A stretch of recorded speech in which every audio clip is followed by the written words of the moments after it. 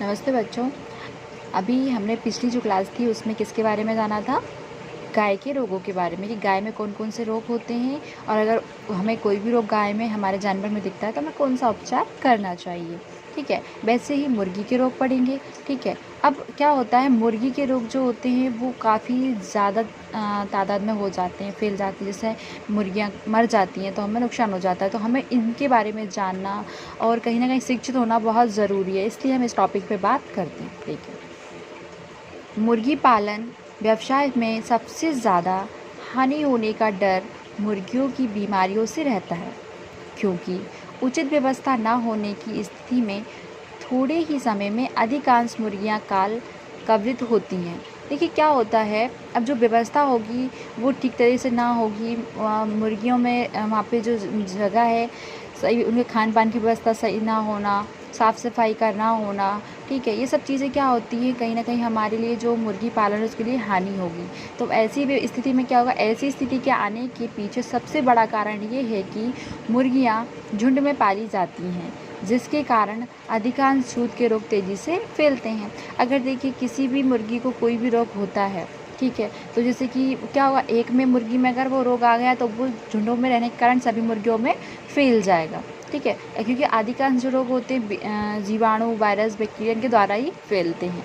अगर ये सब चीज़ होगी तो कहीं ना कहीं हमें मुर्गियाँ मरेंगी, तो हमारा जो भी हमने व्यवसाय अपने लिए चालू किया है उसमें हमें हानि हो जाएगी।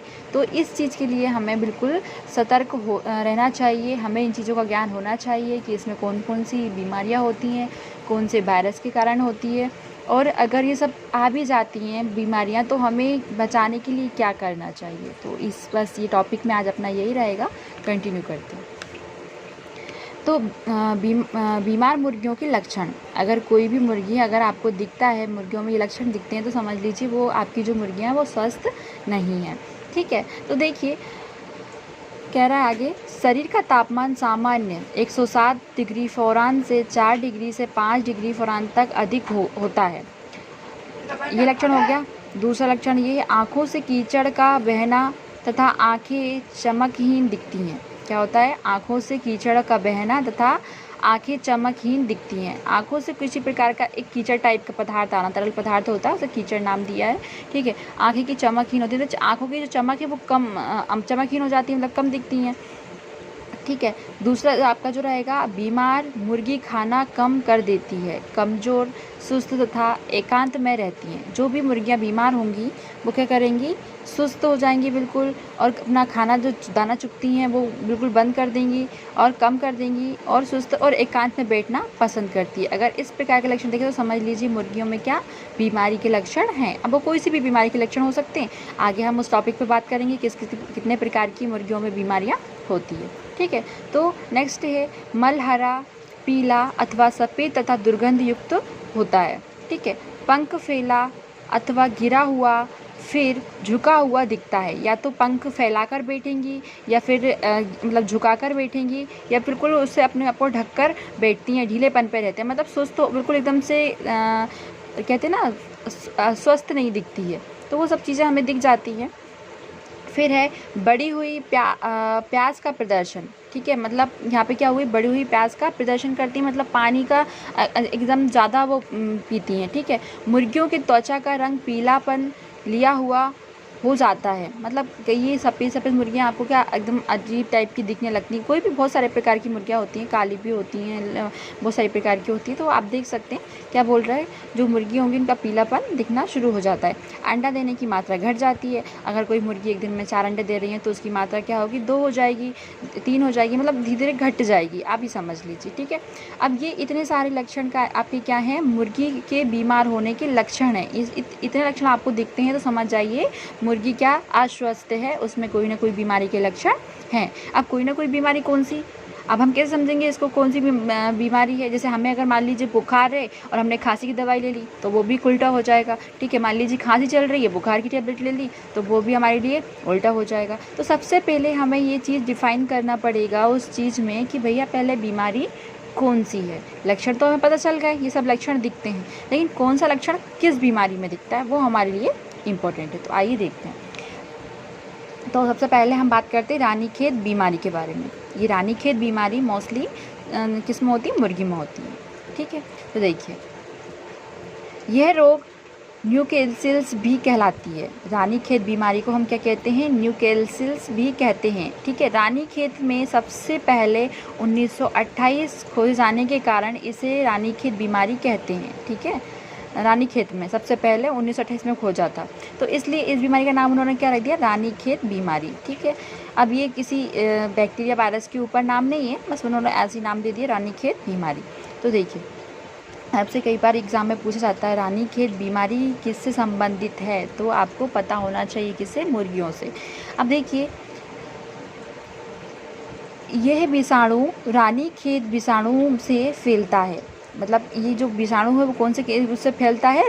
रानीखेत विषाणु से फैलता है तथा बहुत तेज़ी से फैलता है। ये जो विषाणु है ये बीमारी रानीखेत बीमारी में जो विषाणु है वो बहुत तीव्र गति से क्या करता है? संक्रमित होता है, मतलब फैलता है। संक्रमित होने का मतलब एक से दूसरा, दूसरे से तीसरा, तीसरे से चौथा, चौथे से पांचवा, इस प्रकार से झुंड में ये बीमारी फैलती है, उसे ही कहते हैं संक्रमित होना। तथा कुछ ही दिनों में 90 से 100% मुर्गियाँ हैं क्या होगी? 90 से 100% मुर्गियाँ मर जाती हैं इस रोग के कारण। तो इसमें क्या होता है? देखिए लक्षण भी दिए हैं इसके। मुर्गियों का मुंह खुला रहता है क्योंकि सांस लेने में कठिनाई होने लगती है।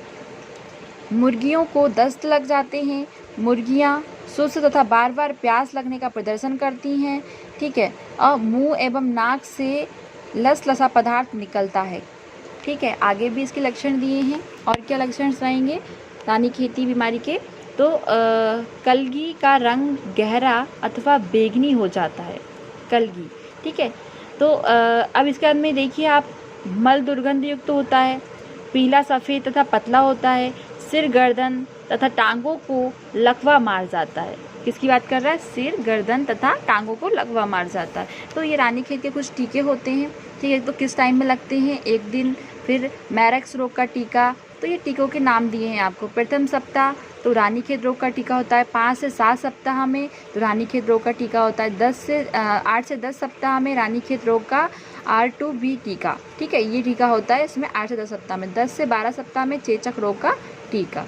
ठीक है, इस प्रकार से कुछ ये अलग अलग टीकों के नाम दिए हैं आपको, और इनको कुछ सप्ताहों के नाम दिए, इसमें इनको आप मतलब इनमें यूज़ हो जाते हैं। ठीक है, तो देखिए ये इतना इम्पोर्टेंट नहीं है, आप बस इनके लक्षणों के बारे में जान लीजिए।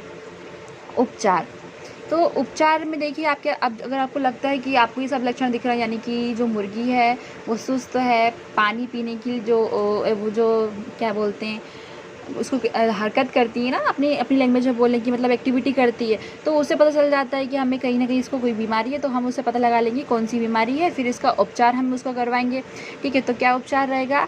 1 से 3 दिन के आयु के चूजों को एक स्ट्रेन का टीका अवश्य लगाया जाना चाहिए। क्या होता है, जो लोग फार्म वगैरह खोलते हैं उनमें, तो जब जो चूजों को अगर रखना होता है तो पहले ही इस टीके का प्रबंधन करवा दें। जैसे हम लोगों में क्या होता है, पोलियो का टीका जो होता है बचपन में बच्चे के जन्म लेते ही उसे 1 या 2 घंटे के बाद में लगा दिया जाता है, मैक्सिमम सभी बच्चों को लगता है। ठीक है, तो इस प्रकार से इनमें भी ये वही चीज़ें हैं, इनको चूजों को टीका लगा देना चाहिए। तो एक प्रोसेस तो ये हो गई इस रोग से बचाव के लिए। दूसरा क्या रहेगा? 6 से 8 महीनों के पश्चात चूजों को फ्रीज ड्रायर्ड चिक एम्ब्रियो वैक्सीन, कौन सी वैक्सीन है, डबल से नाम आपको बता दूंगी मैं, ड्रायर्ड चिक एम्ब्रियो वैक्सीन का ही दूसरा टीका लगाया जाना चाहिए।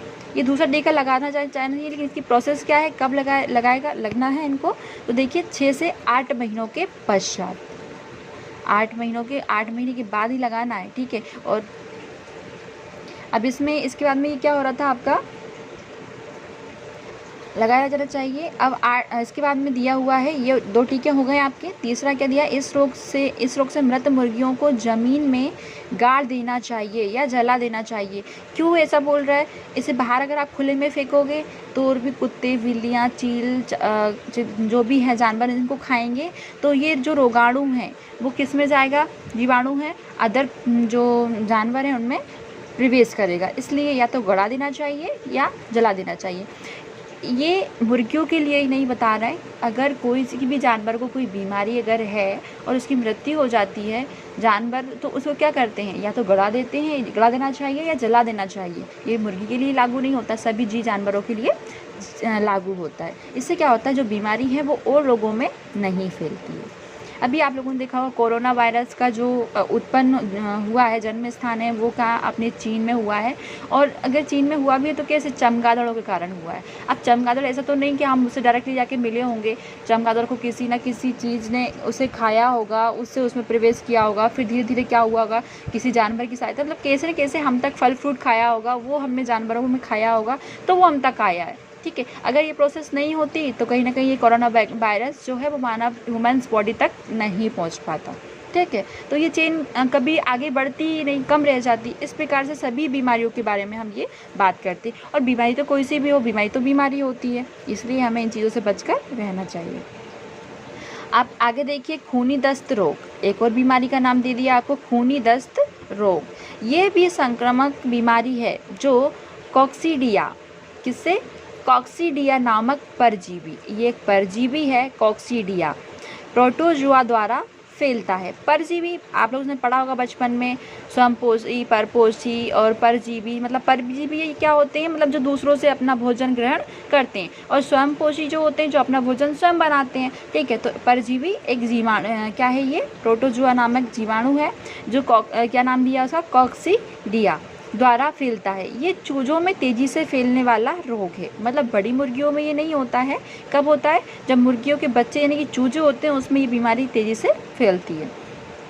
बड़ी मुर्गियों को ये बीमारी प्रायः नहीं होती है, लेकिन उनके बीट में प्रोटोजुआ उपस्थित रहता है। बीट मतलब जो उनकी कहते हैं ना खूनी दस्त वगैरह, दस्त रोग, तो मतलब यही पोटी वगैरह, तो उसमें ये क्या होता है, प्रोटोजुआ उपस्थित रहता है। तथा घास फूस की बिछावन पर जहाँ जहाँ नमी होती है वहाँ वे बहुत जल्दी बढ़ते हैं। कहाँ कहाँ की बात हो रही है, जहाँ पर जो नमी रहेगी और यहाँ पे हल्की हल्की सी घास रहेगी या दूबा रहेगी, उस जगह पे ये अधिक तरीके से फैलते हैं। इस संक्रमित घास फूस, चुंगा या पानी जब स्वस्थ चूजे खाते पीते हैं तब उसके साथ वे खूनी दस्त के कीटाणु भी खा जाते हैं।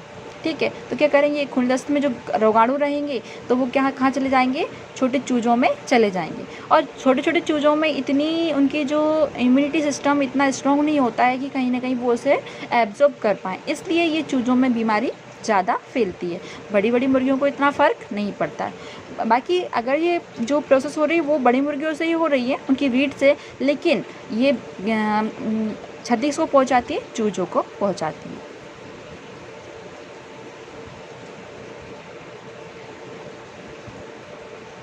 अब इसके बाद में देखिए, अब आप अपने यहाँ तक देख लिया कि क्या करते हैं, चूज़ों को फैलाती है। अब ये आप देखेंगे, इतना कुछ हो गया, इतना डिटेल में नहीं पढ़ना है, बस इतना समझ लीजिए ये रोग कैसे फैल रहा है, इसकी क्या प्रोसेस है। अब हम थोड़ा सा देखेंगे। बीट पतली हरे रंग की तथा रक्तयुक्त होती है। ठीक है, बीट पतली हरे रंग की तथा रक्तयुक्त होती है। कलगी तथा गलधानी पीली हो जाती है।